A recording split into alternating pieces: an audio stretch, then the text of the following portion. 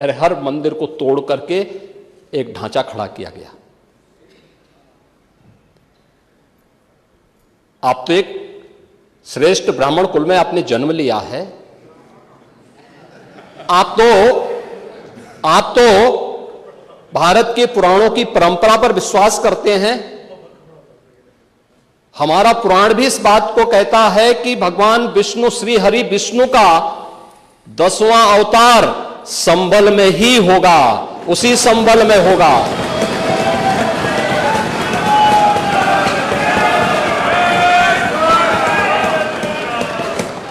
और यह तो केवल सर्वे की बात थी। माननीय न्यायालय के आदेश पर जिलाधिकारी का मतलब जिले का एडमिनिस्ट्रेटिव हेड, पुलिस अधीक्षक उस जिले की पुलिस फोर्स का मुखिया है। इनका दायित्व है कि शांतिपूर्ण तरीके से किसी सर्वे के कार्यक्रम को वहां पे संपन्न करना, माननीय न्यायालय के आदेश को अक्षरशः अनुपालन करना। और सर्वे 19 नवंबर को भी हुआ, 21 नवंबर को भी हुआ, 24 नवंबर को भी सर्वे का कार्य चल रहा था। क्या यह संभव है? नहीं, 21 को संपन्न नहीं हुआ था। ये लगातार सर्वे का काम चल रहा था। और सर्वे के कार्य के दौरान पहले 2 दिन कोई भी शांति भंग नहीं हुई। तीसरे दिन जब 23 नवंबर को जुमे की नमाज के पहले और जुमे की नमाज के दौरान जिस प्रकार की तकरीरें दी गईं, उन तकरीरों के बाद माहौल खराब हुआ। और फिर उसके बाद जिस प्रकार की स्थितियां की गई थी वो सबके सामने है। और इसलिए मैं कह रहा हूं, हमारी सरकार ने तो पहले ही कहा कि हम जुडिशियल कमीशन बनाएंगे। ये एक्ट के अंतर्गत ही कमीशन बना हुआ है। माननीय सदन में उसकी रिपोर्ट भी आएगी। दूध का दूध और पानी का पानी सबके सामने आएगा। मैं केवल एक बात कहना चाहता हूं कि अगर संभल के बारे में हम जब बात करते हैं महोदय, एक लंबा सिलसिला है इस संभल का। और अगर मैं संभल की जब चर्चा करता हूं तो संभल में कैसे माहौल खराब किया गया वहां पे। ये संभल में दंगों का जो इतिहास है 1947 से ही प्रारंभ होता है। 1947 में एक मौत होती है। 1948 में 6 लोग मारे जाते हैं। 1958 में भी दंगा होता है। 1962 में भी दंगा होता है। 1976 में भी 5 लोगों की मौत वहां पर हुई थी। और 1978 में 184 हिंदुओं को सामूहिक रूप से जला दिया गया था। 184 हिंदुओं को हत्या हुई थी, हिंदुओं की हत्या हुई थी और जलाया भी गया था। और 184 हिंदू मारे गए थे वहां। 184। मैं वही तो कह रहा हूं ना, आप उस सच को स्वीकार नहीं करेंगे, आप उस सच्चाई को स्वीकार नहीं करेंगे। और लगातार कई महीनों तक वहां कर्फ्यू था। 1980 में फिर दंगा हुआ था, एक मृत्यु हुई। 1982 में फिर दंगा हुआ, एक मृत्यु हुई। 1986 में 4 लोग मारे गए। और 1990 फिर 1992 में 5 मौतें हुई। 1996 में 2 मौतें हुई। ये लगातार ये सिलसिला चलता रहा। 1947 से लेकर के अब तक 209 हिंदुओं की निर्मम हत्या वहां हुई है संभल के अंदर। 209 हिंदुओं की। और एक भी बार किसी ने उन निर्दोष हिंदुओं के लिए कभी दो शब्द नहीं कहे, उनके प्रति, उन परिवारों के प्रति संवेदना के शब्द नहीं कहे। महोदय, जो आज घड़ियाली आंसू बहा रहे हैं,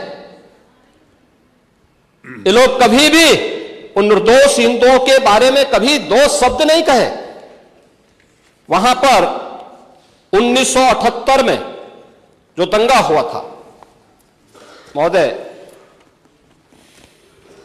किस प्रकार की स्थिति थी। एक वैश्य जिसने सबको उधार दे रखा था पैसा, और उस बात को मानता था कि साहब मैं तो सबको पैसा देता हूं, मेरे यहां तो सब व्यवसाय के साथ जुड़े हुए हैं। अगल बगल के हिंदू दंगा होने के बाद उनके घर में इकट्ठे होते हैं। इकट्ठा होने के बाद उनको घेर लिया जाता है। घेरने के बाद वो बोलते हैं, भाई आप हमें क्यों घेर रहे हैं। कहा जाता है, नहीं, क्योंकि तुम इन हाथों से पैसा मांगोगे, इसलिए उनके हाथ काटे जाते हैं, फिर उनके पैर काटे जाते हैं, और फिर उनका गला रेंत करके हत्या होती है। ये लोग सौहार्द की बात करते हैं। शर्म नहीं आती इन लोगों को सौहार्द के बारे में चर्चा करने की।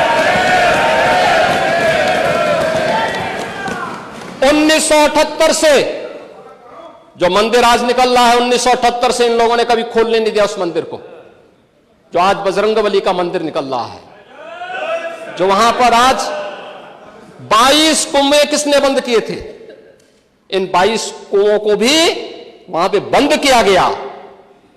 और वहां का माहौल इतना तनावपूर्ण किसने बनाया था, ये पत्थरबाज कौन थे। एक भी गिरफ्तारी बिना साक्ष्य के नहीं हो रही है। और याद रखना, जिसने पत्थरबाजी की होगी, जिसने माहौल खराब किया होगा, उसमें एक भी बचने वाला भी नहीं है, एक भी नहीं बचेगा। हम माननीय उच्चतम न्यायालय के आदेश का पालन करते हैं, सम्मान भी करते हैं। और क्या संविधान को आप मान रहे हैं क्या आप लोग संविधान के प्रति सचमुच वचनबद्ध हैं। मैं तो धन्यवाद दूंगा माननीय अध्यक्ष जी को इस बात के लिए कि आज उन्होंने संविधान की मूल प्रति यहां पर दी है। बाबा साहब भीमराव अंबेडकर जी ने 26 नवंबर 2049 को जिस संविधान को बनाकर के देश को सौंपा था, उस मूल संविधान की प्रस्तावना को एक बार पढ़िए। मौलिक कर्तव्यों के बारे में, मौलिक अधिकारों के अध्याय के चित्र को देखिए। अलग अलग उन आर्टिकल के उस पृष्ठों का अवलोकन करिए, आपको उसमें राम भी नजर आएंगे, कृष्ण भी नजर आएंगे। लंका दहन के उपरांत बजरंगबली भी नजर आएंगे, ज्ञान का उपदेश देने वाले बुद्ध भी नजर आएंगे। भारत की समृद्ध परंपरा का दर्शन आपको उस संविधान में मिलेगा जो बाबा साहब भीमराव अंबेडकर ने दिया था। लेकिन उस मूल संविधान में कहीं भी धर्मनिरपेक्ष या पंथ निरपेक्ष या फिर समाजवाद शब्द नहीं है। और ये आप सबकी आंखों को खोलने वाला होना चाहिए। आप लोग संविधान में बदलाव की बात करते हैं। जिन लोगों ने संविधान का गला घोंटा, उनका पिछलग्गू बन करके केवल सत्ता हथियाना चाहते हैं, जनता की आंखों में धूल झोंकना चाहते हैं। ये नहीं हो सकता। ये देश आपको नहीं करने देगा। और वह प्रति आपको दी गई है, आप उसका अवलोकन करिए। और मैं नेता विरोधी दल को इसलिए बोलना चाहता हूं, बुद्ध ने करुणा और मैत्री का संदेश उस कालखंड में दिया था जब विदेशी हमले होने शुरू हो गए थे। लेकिन उससे पहले राम ने कहा था, निस्सरहीन करो मही भुज उठाए प्रण कीन। उससे पहले भगवान कृष्ण ने भी कहा था, परित्राणाय साधूनाम विनाशाय च दुष्कृताम। और हम तो राम और कृष्ण को ही मानते हैं, बुद्ध पर विश्वास करते हैं। उन्हीं को आदर्श मान करके हम लोग कार्य करते हैं। हर खबर पाइए सीधा अपने मोबाइल पर।